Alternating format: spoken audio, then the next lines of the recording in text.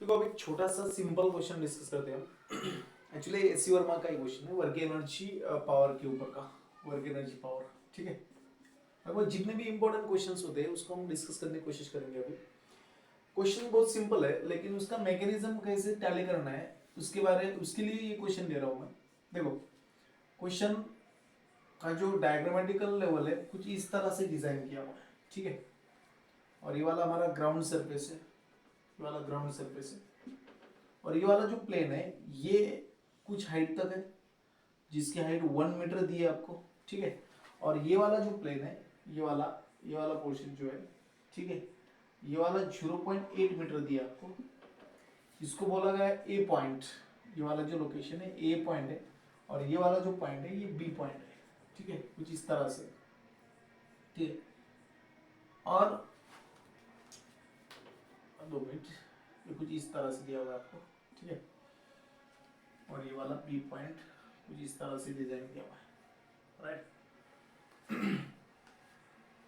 अभी ये वाला जो सरफेस है यहाँ पे एक ब्लॉक प्लेस किया हुआ है। ठीक है, ब्लॉक प्लेस किया है यहाँ पे, जिसका मास जो दिया है m is equal to 1 kg है। कितना है? 1 kg। अभी आपको पूछा गया है कि जब ये ब्लॉक हम पुश करेंगे, सपोज यहाँ से लेकर यहाँ तक जब आएगा वो, ठीक है, तब यहाँ से लेकर यहाँ तक आते टाइम वर्डन कितना हुआ होगा बाय द फ्रिक्शन फोर्स। तो जाहिर सी बात है ये वाला जो सरफेस होगा, ये सरफेस कौन सा होगा हमारा, ये वाला प्योरली रफ सरफेस है।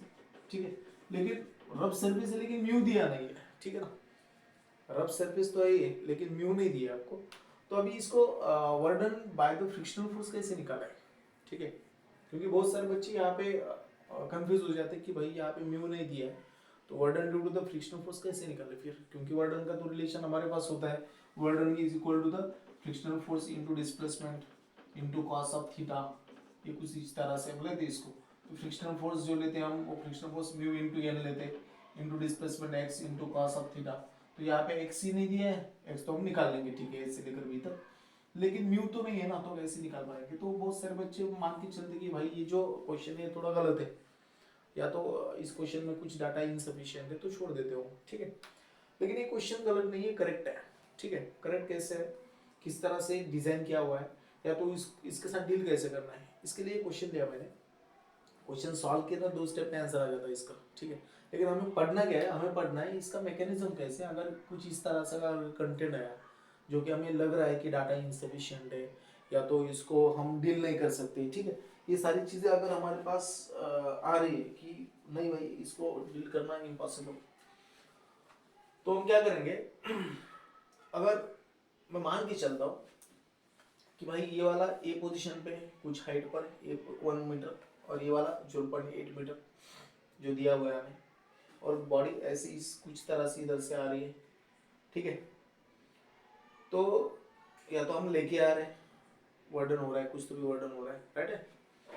अब ऐसे केस में क्या करना है, तो मैंने आपको पहले ही बोला है कि 2 चीजें हमारे पास। एक तो पहला वर्क एनर्जी थ्योरम है हमारे पास। ठीक है, वर्क एनर्जी थ्योरम जो कि बोलता है work done due to the all the forces is equal to change in kinetic energy, एक ये वाला। और दूसरा law of conservation of energy, जो कि हमें बोलता है कि total mechanical energy final is equal to total mechanical energy initial, इसके बराबर होती है। ठीक है, ये दोनों चीज हमारे पास है। तो आपको मालूम होना चाहिए कि इसमें से कौन सा यूज करना है आपको, क्योंकि इसी से तो आंसर आएगा, दूसरा तो कोई हम मैकेनिज्म नहीं अप्लाई कर सकते इससे। ठीक है, तो मेरे ख्याल से तो आपको ये तो रिलेशन आपको मालूम होना चाहिए। पहले मैंने आपको बताया है कि लॉ ऑफ कंजर्वेशन हम कैसे कब यूज करते हैं, जब नॉन कंजर्वेटिव फोर्स ना हो, यानी कोई फ्रिक्शनल फोर्स अवेलेबल ना हो।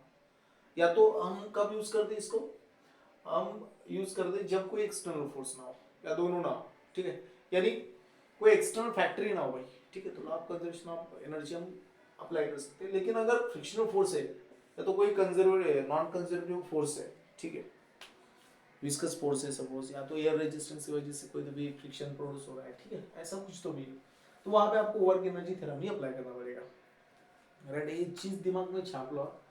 अभी कंसेप्ट के हिसाब से देखो, हमें लगाना है वर्क एनर्जी थ्योरम, ये तो फुल एंड फाइनल हो गया। वर्क एनर्जी थ्योरम जो होता है हमारा, बाय वर्क एनर्जी थ्योरम, ये अगर हम लगाते हैं ठीक है। तो वर्क एनर्जी थ्योरम का स्टेटमेंट तो मैंने आपको पहले बताया, वहां पे फिर से लिखता है यहाँ पे, work done by all the forces is equal to change in kinetic energy, जो कि final kinetic energy minus initial kinetic energy, ऐसा कुछ लेंगे। ओके, और आपको ये चीज बोली गई है कि ए पोजीशन से स्टार्ट होता है और बी पे जाके बैठता है वो, ठीक है। यानी ये यहाँ पे भी इनिशियली और रेस्ट पोजीशन में, और फाइनली जब वो डिस्टेंस ट्रैवल करेगा तो बी पोजीशन पे और रेस्ट पोजीशन पे आएगा। तो आपको यहाँ से तो पता चल रहा होगा कि यहाँ पे चेंज इन काइनेटिक एनर्जी, ये जो वैल्यू है वो तो डायरेक्टली जीरो आने वाली है, राइट।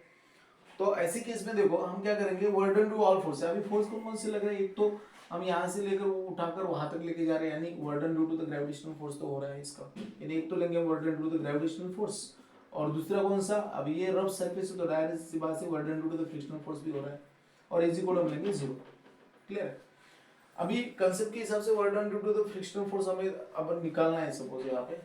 ओके, तो क्या कर सकते हैं, देखो इधर डायरेक्ट लिखता मैं, work done due to the frictional force यहाँ से इसी इक्वेशन से अगर मैं लिखूं तो work done due to the frictional force is equal minus of work done due to the gravitational force आएगा।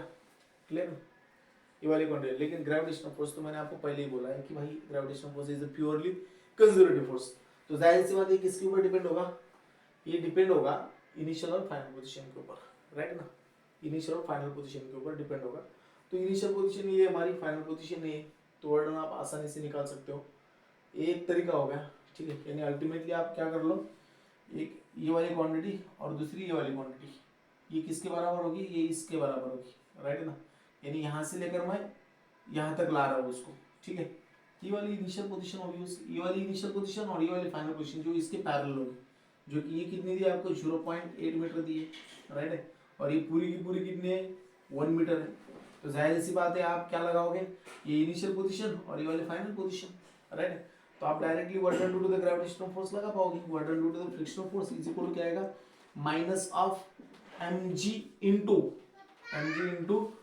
टोटल कितना आएगा आपका, ये इतना डिस्टेंस कितना आएगा आपका, ये डिस्टेंस आएगा आपका h2 माइनस h1 आएगा, h2 माइनस h1 आएगा, ठीक है। h1 कितना है, h2 कितना है 1 और ये कितना है 0.8, यानी 1 माइनस 0.8 एक कुछ इस तरह से आएगा।